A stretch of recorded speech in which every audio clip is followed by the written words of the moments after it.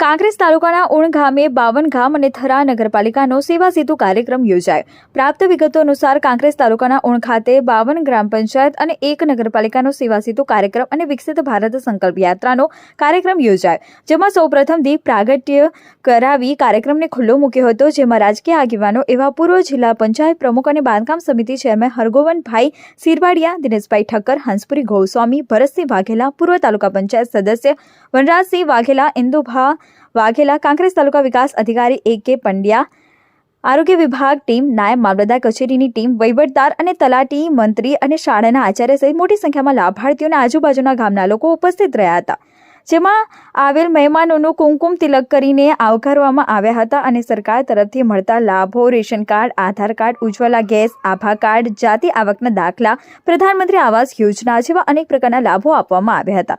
ત્યારે હવે ફક્ત 2 તબક્કામાં કાંકરેજ તાલુકાના 102 ગ્રામ પંચાયત અને 1 નગરપાલિકાને આવરી લેવામાં આવ્યા છે. ત્યારે હવે 7/1/2024ના રોજ કાંકરેજ તાલુકા ખીમાણા ખાતે સેવા સેતુ કાર્યક્રમ યોજાશે એવું સૂત્રો પાસેથી જાણવા મળ્યું છે. ત્યારે હવે સરકાર સામે ચાલીને સરકારી લાભ ઘરે પહોંચીને આપતા લાભાર્થીઓ માટે ખુશીના સમાચાર મળ્યા છે.